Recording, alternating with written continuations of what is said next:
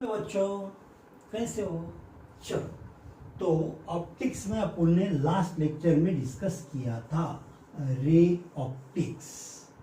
ठीक है, अब कुछ बातें अगर आपके समझ में नहीं आती है तो पॉज करके, ठीक है ना बच्चों, यू आर वेरी ब्रिलियंट। चलो, तो wave theory of light study करेंगे।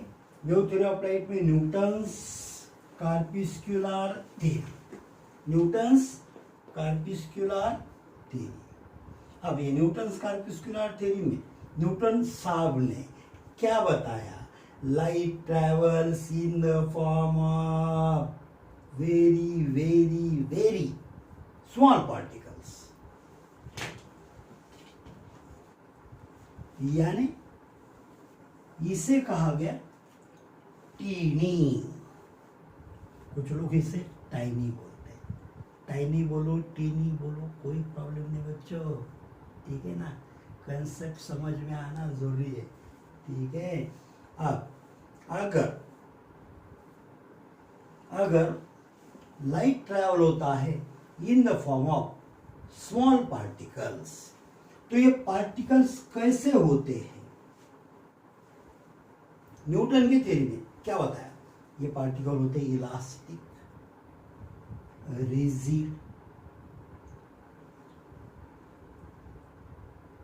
ओके, यस, और कैसे होते हैं? चलो, बताने की जरूरत नहीं, यहां लिखा हुआ है, पढ़ना, ठीक है, ठीक है, हो गया। अब स्पीड के बारे में बताया। अलग अलग मीडियम में ये पार्टिकल का स्पीड अलग अलग होता है। ये पार्टिकल बोले तो कौन? लाइट, ठीक है ना। दूसरा पॉइंट उन्होंने बताया, we get sensation of light whenever these corpuscles enter in our eyes. ये तो मानना ही पड़ेगा। आंखें बंद करो, कुछ भी दिखेगा नहीं, ठीक है ना। दूसरा, लाइट के डिफरेंट कलर होते हैं due to different sizes of the corpuscles, यानी पार्टिकल्स, ठीक है ना बच्चों, समझे? Yes, you are very brilliant. मगर एक पॉइंट न्यूटन ने ये बताया, बोले लाइट का स्पीड रेयर मीडियम में कम होता है, डेंसर मीडियम में ज्यादा होता है। इसका मतलब क्या हुआ? इसका मतलब कि हवा में लाइट कम स्पीड से चलेगा, पानी में ज्यादा स्पीड से चलेगा, ग्लास में ज्यादा स्पीड से चलेगा। मगर वो टाइम में बच्चों स्पीड मेजर करने का कोई इक्विपमेंट नहीं था, इसीलिए साइंटिस्ट लोगों को ये एक्सेप्ट करना पड़ा। अब ये थे कि कुछ ड्रॉबैक्स है। अब ये ड्रॉबैक्स है। पहला ही ड्रॉबैक ये है कि अगर कोई भी लाइट का सोर्स है, अगर वो पार्टिकल इमिट करता है तो उसका मास डिक्रीज होना चाहिए कि? जैसे मेरे हाथ में मार्कर, थोड़ी देर के लिए सोचो, मेरे हाथ में चौक है। अब ये चौक का एक एक एक एक एक एक एक एक एक एक पार्टिकल यानी कण मैंने निकाल दिया, या मेरे हाथ में एक बुक है और वो बुक का एक एक एक एक एक एक पेज मैंने निकाल दिया, तो एक तो समय ऐसे आएगा, बुक तो रहेगा नहीं। सही बात है कि नहीं है? मगर ये पॉसिबल नहीं है, तो ये बहुत बड़ा ड्रॉबैक है। दूसरा ड्रॉबैक है ये थ्योरी का बच्चों, दूसरा ड्रॉबैक है कि ये जो लाइट का स्पीड है डेंसर मीडियम में ग्रेटर नहीं है। ये एक्सपेरिमेंटली प्रूव किया फोकॉल्ट ने। कौन सा साइंटिस्ट? फोकॉल्ट।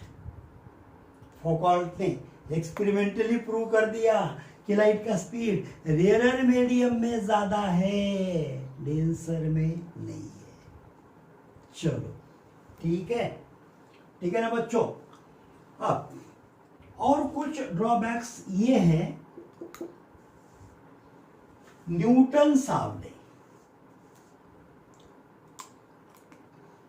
रिफ्लेक्शन प्रूव किया, उसके बाद रिफ्रैक्शन ये भी प्रूव किया, मगर प्रूव करने का तरीका गलत था। क्योंकि न्यूटन को आप जानते हो, न्यूटन की सोच सिर्फ और सिर्फ फोर्स के बारे में थी। जैसे एक आधा चोर है, तो चोर हमेशा काय के बारे में सोचेगा? चोरी के बारे में सोचेगा। सही बात है? गलत है? सही है। तो न्यूटन ने रिफ्लेक्शन और रिफ्रैक्शन प्रूव तो किया, मगर गलत फिनोमिनॉन का यूज किया। और कौन सा फिनोमिनॉन? फोर्स। क्योंकि हमेशा सोते जागते उठते न्यूटन सोचता था फोर्स के बारे में। क्या के बारे में? फोर्स के बारे में। न्यूटन ने बोला रिफ्लेक्शन होता है फोर्स की वजह से, रिफ्रैक्शन होता है फोर्स की वजह से। कैसे बताया? चलो 1 मिनट। क्यों बताया ऐसे न्यूटन ने? तो न्यूटन ने बोला कि ये अगर सरफेस है और ये है रिफ्लेक्टिंग सरफेस। बच्चों कौन सा सरफेस? रिफ्लेक्टिंग। इस पे अगर लाइट इंसिडेंट हुआ तो ये सरफेस लाइट को रिपेल करता है। क्या करता है? रिपेल करता है। इसीलिए लाइट यहां से वापस जाएगा। यानी इसका मतलब क्या हुआ? Reflection according to Newton. और अगर ये सरफेस है रिफ्रैक्टिंग, लाइट अगर इंसिडेंट हुआ तो ये सरफेस लाइट को अट्रैक्ट करता है। क्या करता है बच्चों? क्या करता है? अट्रैक्ट। ये क्या करता है? रिपेल। रिफ्लेक्टिंग सरफेस रिपेल करता है और रिफ्रैक्टिंग सरफेस अट्रैक्ट करता है। यानी यहाँ रिपल्शन फोर्स है, यहाँ अट्रैक्शन फोर्स है। ऐसा कौन बोला? न्यूटन। मगर ये एक्सप्लेनेशन 100% गलत निकला। ठीक है ना बच्चों? तो अगला डिस्कशन। हाँ तो बच्चों मैं आपको बोला था न्यूटन्स कार्पस्कुलर थ्योरी के बाद का अगला डिस्कशन अपना रहेगा हाइजेंस। क्या चीज? Huygens wave theory of light, जो अपने टॉपिक का नाम है। अपने टॉपिक का नाम क्या है? Wave theory of light. ठीक है ना बच्चों? चलो, तो न्यूटन के कुछ ड्रॉबैक्स की वजह से हाइजीन ने एग्जैक्टली 3 साल बाद, कितने साल बाद? 3 साल बाद थ्योरी रखा, जो थ्योरी का नाम क्या है? Hygienes wave theory of light. अब हाइजीन ने न्यूटन का पहला ही पॉइंट बच्चों क्या किया? ड्रॉप कर दिया। क्योंकि पहला पॉइंट क्या था? न्यूटन का पहला पॉइंट क्या था बच्चों? Light is emitted in the form of small particles, minute particles. बराबर है? Are you correct? यस। तो हाइजीन ने क्या किया? हाइजीन ने बोला कि लाइट पार्टिकल के फॉर्म में ट्रैवल नहीं होता है, समझे बात को? तो लाइट ट्रैवल होता है इन द फॉर्म ऑफ और लॉन्गिट्यूडिनल, कुछ लोग इसे लॉन्जी बोलते हैं, लॉन्जिट्यूडिनल, कोई प्रॉब्लम नहीं बच्चों, ठीक है ना? तो ये वेव के फॉर्म में ट्रैवल होता है। अब हाइजीन ने ये बहुत इंपॉर्टेंट पॉइंट बताया कि ये वेव के फॉर्म में ट्रैवल होता है, मगर गलती किया, हाइजीन ने भी गलती किया बच्चों। सिर्फ वेव बोलता हाइजीन तो कोई बात नहीं है, मगर क्या बोला हाइजीन? क्या बोला? इन द फॉर्म ऑफ व्हाट? आपने 9th 10th स्टैंडर्ड में पढ़ा है वेव्स के बारे में। वेव्स के दो टाइप्स है, एक है ट्रांसवर्स, दूसरा है, मैं शॉर्ट में लिख रहा, ठीक है ना? दूसरा है, एक है ट्रांसवर्स और दूसरा है लॉन्गी या लॉन्जी, जो भी बोलो, ठीक है ना? तो ये दो वेव फॉर्म में, वेव के फॉर्म दो है। वैसे अगर बेसिकल देखा तो वेव के दो फॉर्म है। बेसिकली अगर देखा तो वेव मैकेनिकल और दूसरा इलेक्ट्रोमैग्नेटिक, मैंने आपको इसके पहले लेक्चर में बता दिया था, याद करना उसे, ठीक है ना? तो मैकेनिकल वेव हो या इलेक्ट्रोमैग्नेटिक वेव हो तो इसमें दो टाइप के वेव्स आते हैं। एक आता है ट्रांसवर्स, कैसे? ये ऐसे, और दूसरा आता है लॉन्गी या लॉन्जी, ठीक है ना बच्चों? समझे बात को? अब इसमें क्या होता है? ये क्रेस्ट होता है और ये ट्रफ होता है। Crest trough, crest trough, crest trough are alternately situated. और लॉन्गिट्यूडिनल वेव में क्या होता है? कॉम्प्रेशन, रेयरफैक्शन, कॉम्प्रेशन, बाद में और क्या आएगा बच्चों? रेयरफैक्शन आएगा, ठीक है? अब इसका एक इंपॉर्टेंट प्रॉपर्टी ये है कि ये ट्रैवल होने के लिए मीडियम का जरूरत होता है। काय का जरूरत होता है? Medium. Without medium these waves can't travel. Okay, ये बात अपने को मालूम है आज, वो जमाने में हाइजीन को भी मालूम थी ये बात। फिर हाइजीन ने सोचा, अरे बोले साइंटिस्ट लोग पूछेंगे अपने को, क्या पूछेंगे? बोले अगर लाइट लॉन्गिट्यूडिनल वेव है तो बता हाइजीन कि सन का लाइट अर्थ पे क्यों आता है, कैसे आता है? ये उसके माइंड में सोच थी, क्यों की? और इसके पहले ही मैं बता चुका बच्चों, अर्थ और सन के बीच में बहुत सारा स्पेस ऐसा है जहां कोई मीडियम नहीं है, जिसे बोलते हैं वैक्यूम। अब वैक्यूम में से लॉन्गिट्यूडिनल वेव ट्रैवल कभी भी नहीं हो सकता। अब जैसे अपन बोलते हैं बच्चों, अपने डेली लाइफ अपने को एक झूठ छुपाना है तो दूसरा झूठ बोलना पड़ता है बच्चों। दूसरा झूठ बोलने के बाद उसको छिपाने के लिए अपने को तीसरा झूठ बोलना पड़ता है। वैसे हाइजीन को भी झूठ बोलना पड़ा, हाइजीन को भी झूठ बोलना पड़ा। क्या झूठ बोलना पड़ा? तो हाइजीन ने बोला, बोले एक मीडियम है, एक मीडियम है बोले, वो मीडियम को उसने नाम दिया ईथर। कौन सा मीडियम बच्चों? Ether medium. बोले ये कहां एग्जिस्ट है? तो हाइजीन ने बोला everywhere, this medium exist everywhere.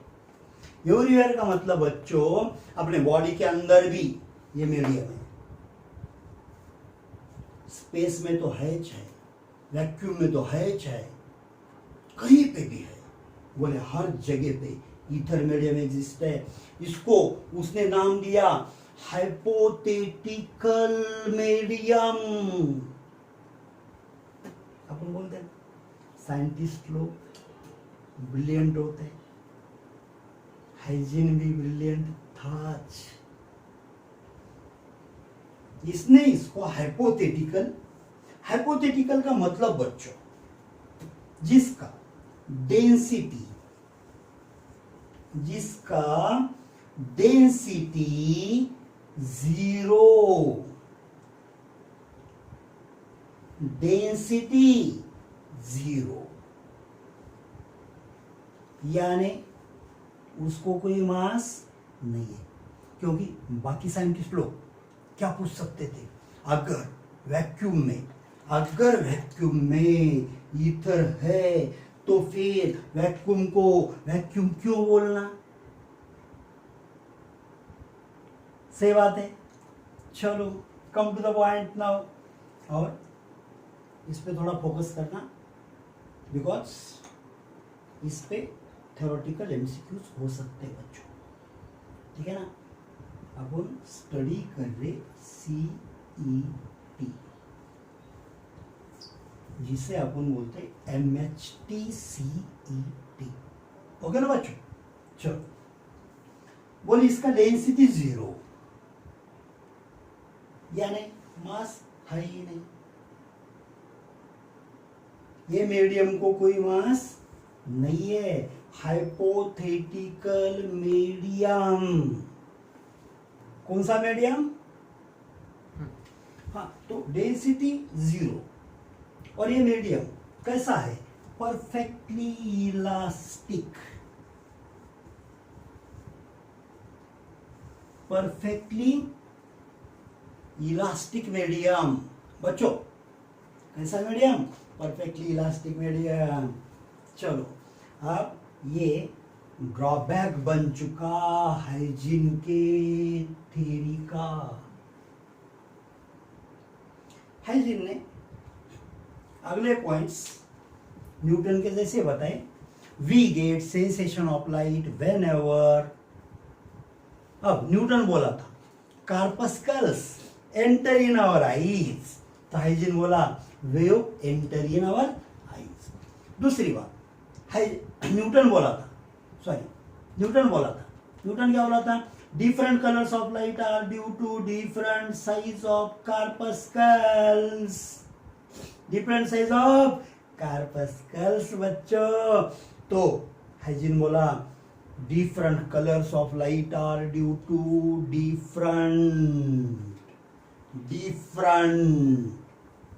Wave बोला तो उसको साइज नहीं होता, इसको होता है वेवलेंथ।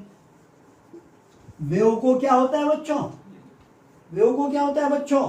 वेवलेंथ होता है, ड्यू टू डिफरेंट वेवलेंथ्स, ठीक है। मगर जो गलती न्यूटन ने किया था, कौन सा? बोले speed of light in rare medium is less. मगर फोकाल्ट, कौन सा साइंटिस्ट बच्चों? फोकाल्ट ने क्या बोला? बोले स्पीड लाइट का ग्रेटर होता है।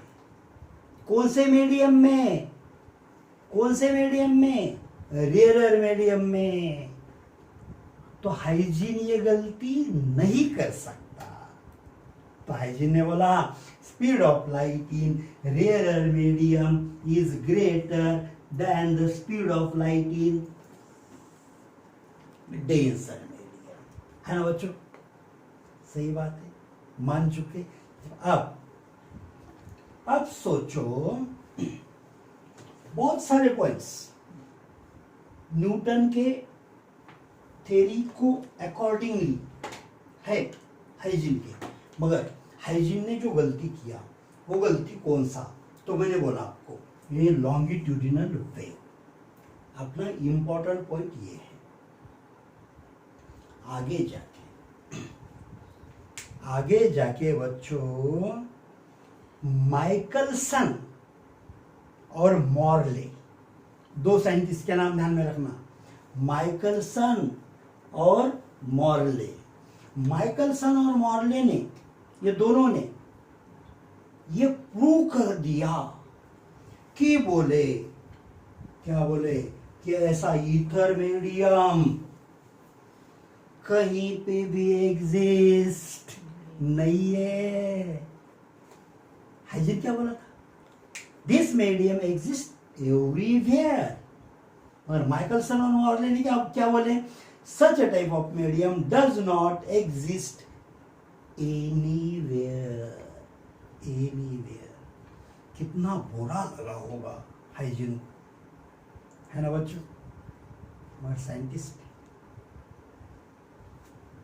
वो ये बात को नहीं मानते। ठीक है, गलती हो गई। चलो अब अगला कंसेप्ट अपने को डिस्कस करना है वेव फ्रंट और वेव नॉर्मल। मगर उससे पहले